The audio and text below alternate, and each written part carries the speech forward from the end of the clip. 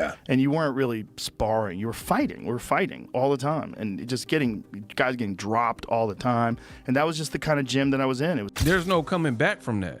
The people who, like, dissipate their teeth through drug usage, you don't get, like, a second set. Didn't look like he got out of first gear. Jake Paul was just on pure survival mode from round 1 right through to round 6. I don't know if he's got a moral victory going 6 rounds. Maybe he has. People might give him credit for going 6 rounds. But he got in there and just survived. He just went in there and ran like a chicken from round 1 right through to round 6 when he got splattered. Joe Rogan was shocked by the serious injury Jake Paul got in his fight with Anthony Joshua. He said boxing is very dangerous and fighting again could badly harm Jake's brain in everyday life. Experts warned that injuries like this can last a long time and change a person's life forever. Life is ruined because then you can't think, you can't do things, you don't know what the you're doing in life. It's like literally everything is the quality of your ability to think. And I knew that I was putting that in jeopardy. Joe Rogan strongly warned Jake Paul to think again before taking such dangerous boxing fights. He said no win or career success is worth risking your life. After fighting Anthony Joshua, Jake was badly hurt, with a broken jaw and several teeth knocked out. Rogan said continuing like this could cause even worse, possibly permanent injuries. He stressed that the fame and excitement are not worth the high personal cost, and that health should always come before glory in the ring. Here's the thing. Look at all them celebrities like dude from the Mighty Ducks, the little boy actor that got strung out on drugs. And all his fronts and all his teeth were missing from being on meth or whatever, you know what I mean, whatever drug of choice he was on. There's no coming back from that. The people who, like, dissipate their teeth through drug usage, you don't get, like, a second set. So if I'm not mistaken, the dude from Mighty Ducks, somebody, like, he's been clean and they gave him a makeover and he has, like, pretty much fake teeth. So, yeah, the teeth are going to be cooked. Now, I agree with the other part that Rogan was saying, but let's keep going. Yeah, I think he went into that fight knowing that was probably going to happen. Yeah. And ultimately, the big win for him would be that he was even willing to do it and that he could do well for a little bit. Yeah, and I've already expressed my thoughts on this. I'm not giving no props for a person who says I am a real deal boxer because I went in and get smashed and got my jaw broken, but I lasted longer than Ngannou. But I was crazy enough to try. Because, to be honest, we're way past the honeymoon stage with a person like Jake Paul. You've been in this for long enough to go through fight camps, dedicate your time, effort, energy, money, spar with people. You spar with some quality names because you have resources and money or whatever. So we're well past that to the point where you just get credit for stepping in. You maybe got credit your first fight or whatever, first couple of fights, for coming from your background. David Haye explained why Anthony Joshua didn't knock out Jake Paul in the first round. He said that even though Joshua didn't throw very hard punches early, Jake still got hurt. Haye explained that boxing is not about instant knockouts because damage builds up over time. Jake moved well and avoided big shots, but the repeated hits slowly wore him down. He said Joshua should not be blamed for taking his time, since control and accurate punches matter more. Even though Jake survived early rounds, his injuries show how dangerous boxing really is. So that's usually what happened. What was always going to happen. You know, a lot of people thought he would only last 1 round, 2 rounds, but you got to give Jake credit. He went out there and had a solid game plan and was implementing it at times. Was landing shots and was avoiding getting hit with the big shots. But there's a reason we have weight categories in boxing, and I'd say he sticks with the cruiserweight division where the guys are the same size as him, because that, without having the schooling, the many years, I was able to give away 100 pounds in weight because I've been boxing since I was 10. I was an international amateur and world champion at cruiserweight. That's why I was able to do the big jump and use the tactics that he used to win the heavyweight championship. But credit to him, nothing but respect for Jake Paul for putting on such an event and putting himself in harm's way. I would imagine some people back home for you are going to say, man, AJ should have gotten out of there in 2 rounds. No, anyone who understands boxing knows it's very difficult to close the range on someone who doesn't want to hold his feet. And is AJ supposed to just run around swinging and missing? No, he's supposed to wait for the right opportunity, which he did. And once the opportunity presented himself, he landed and the fight was over. But anyone who kind of gives AJ stick because he didn't knock him out in one round doesn't understand boxing. What level would you say Jake Paul is after that performance? Pardon? What level would you say Jake It's Paul hard, is? it's hard to tell. It's very, very difficult to see what level he was because he was fighting someone in the top five in the world. So Analysts are speaking out more about Jake Paul's boxing career and say he should think seriously about quitting. They say he often avoided very tough opponents, usually fighting retired boxers or athletes from other sports, which made people doubt his record. Because of this, many fans felt he never truly proved himself against top fighters.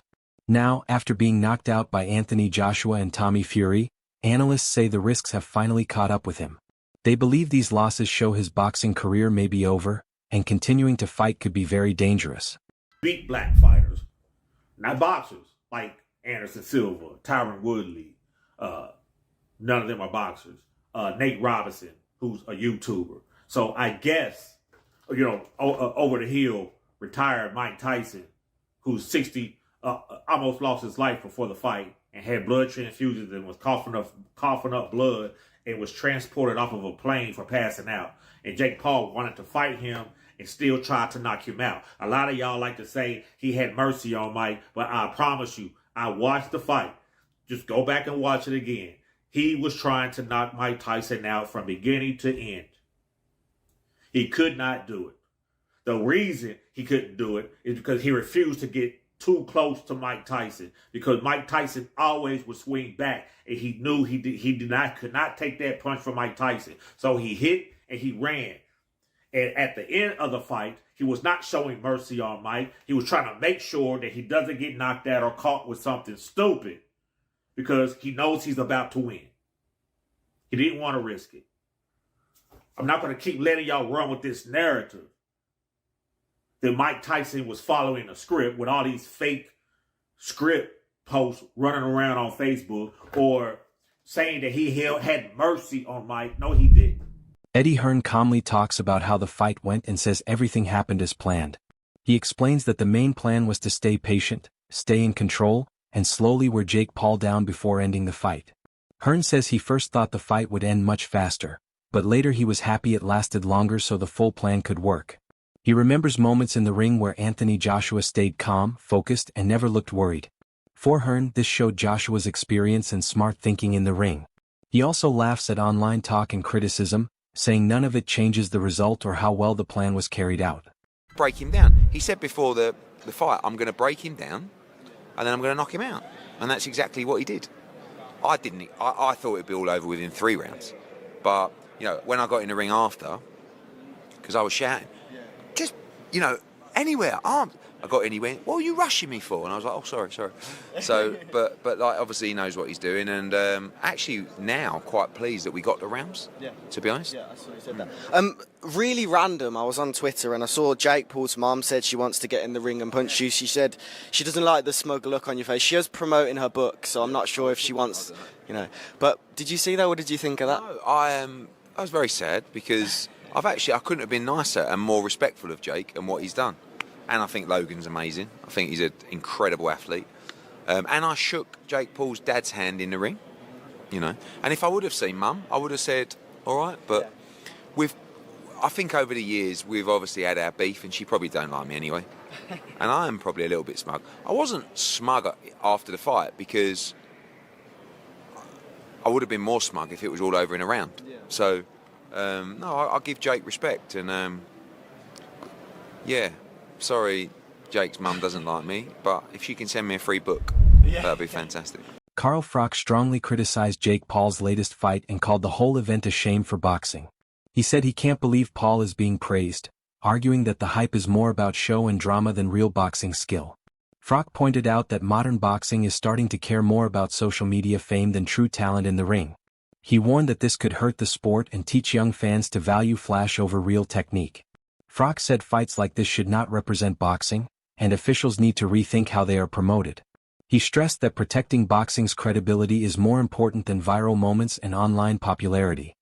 Stopped on his feet, countered out, knocked out, whatever, however you want to call it. It wasn't a bad knockout. It wasn't an El Sparko. He wasn't rendered unconscious, but he got done.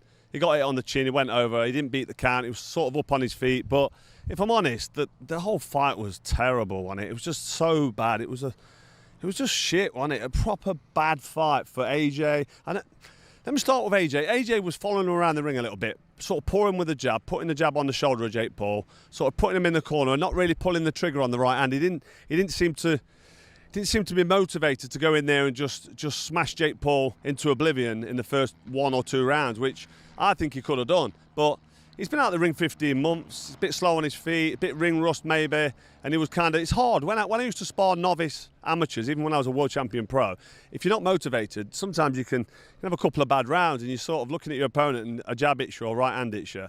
And I think AJ was in a bit of a daze early on, just walking him around, touching the jab on his shoulder, not really pulling the trigger on the right hand. Didn't look like he got out of first gear. Jake Paul was just on pure survival mode from round 1 right through to round 6. I don't know if he's got a moral victory going 6 rounds. Maybe he has. People might give him credit for going 6 rounds. But he got in there and just survived. He just went in there and ran like a chicken from round 1 right through to round 6 when he got splattered. And it's like, it's just, you can't really justify what he's done, because this is supposed to be a professional sanctioned boxing match. And I think it brings the integrity of the sport down when somebody like AJ, is a 2-time world champion, can't get in there and just completely dismiss somebody like Jake Paul, who I've said for ages can't fight. He's not a professional boxer. It's just AJ following him around, touching him to the shoulder. Round 1 came and went. Round 2 was much of the same, bit slow. I think AJ got caught with an overhand right at one stage, but sometimes when you're out in the rain, you're going to get wet. He was following him around, taking his eye off the ball, probably a bit undermotivated, thinking, what's this guy doing that's in front of me? Jake Paul was just running. Boxing analysts say Jake Paul's recent fight showed the limits of his credibility in the sport. They explained that wearing gloves doesn't make someone a real boxer, and hype alone can't keep fans interested. They said his show fight with Mike Tyson already raised doubts, and the fight with Anthony Joshua made them stronger.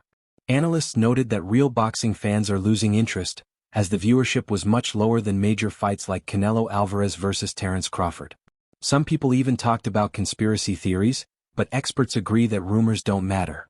They say Jake's popularity is fading, and spectacle without real skill can no longer support a serious boxing career. Train, or you put on a pair of boxing gloves, that does not mean that you will be perceived as legitimate. It doesn't mean people will be willing to pay to watch you fight. Me personally, I was done with Jake Paul after the pretend fight that he had with Mike Tyson last year. Clearly, I'm not the only one, because viewership for his fight last weekend with Anthony Joshua, it was significantly lower than a real fight between Canelo Alvarez and Terence Crawford. Make sure to like and subscribe. You can follow me on Twitter at KC_BTL84. Link to the main channels in the description below.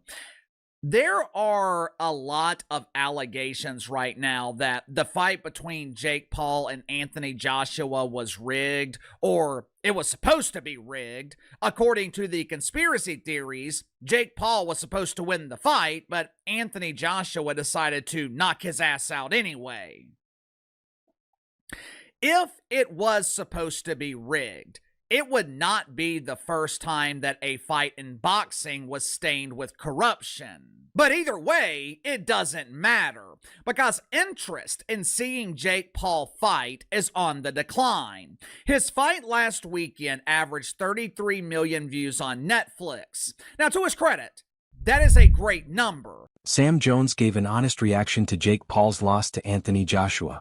He said the fight was hard to watch, not because it was violent, but because it showed big problems in Jake's skills and knowledge of boxing.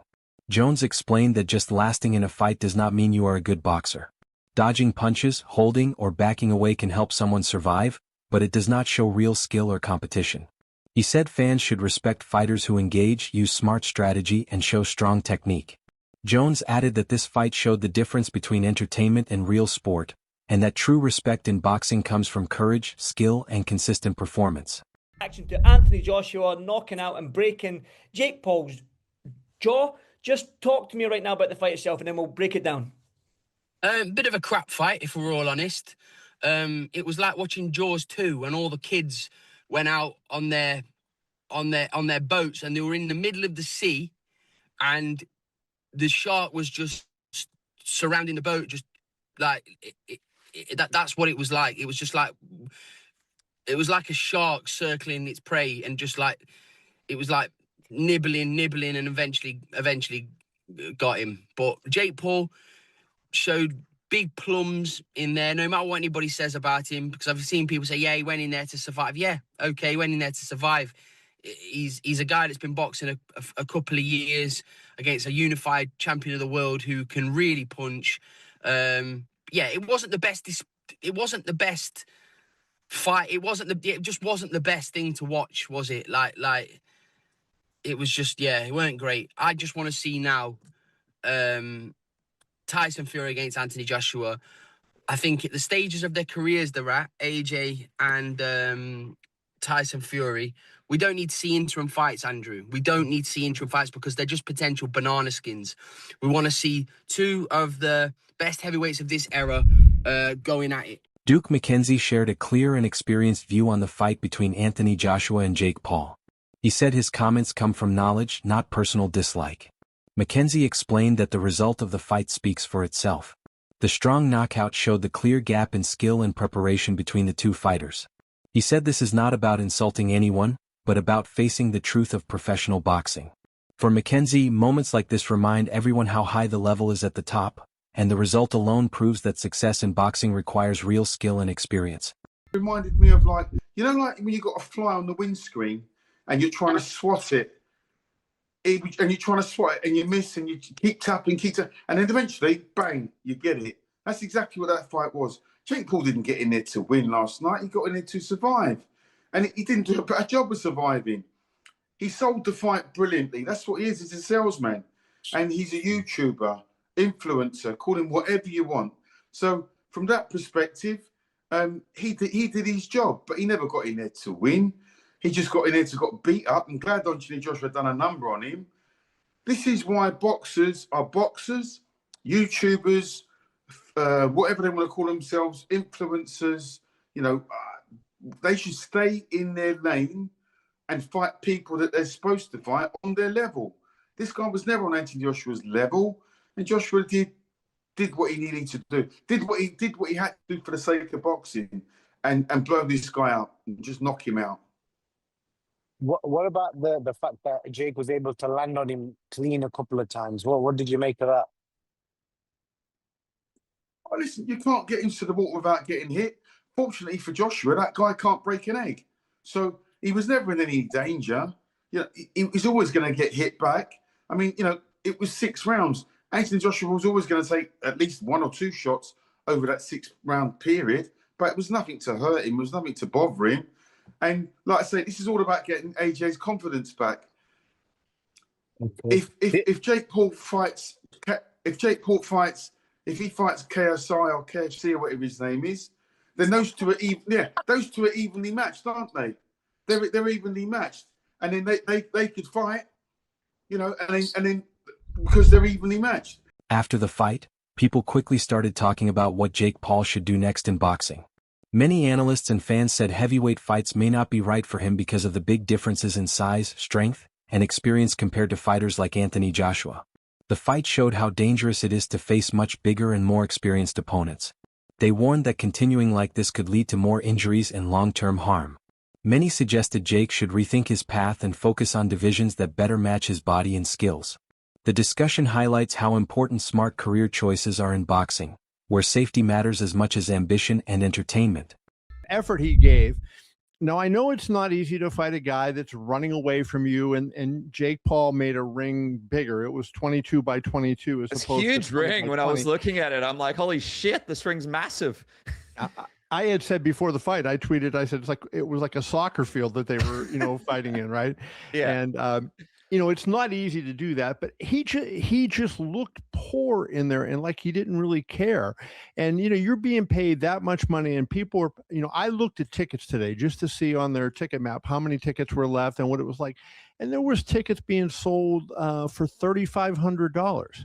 And then this is the kind of performance, if you're AJ, that you give when you're being paid $35 million and people are paying that much money to get in. I thought that was, the whole show was awful. Netflix ought to be embarrassed for putting that on, but that main event was just. That's all for today's video.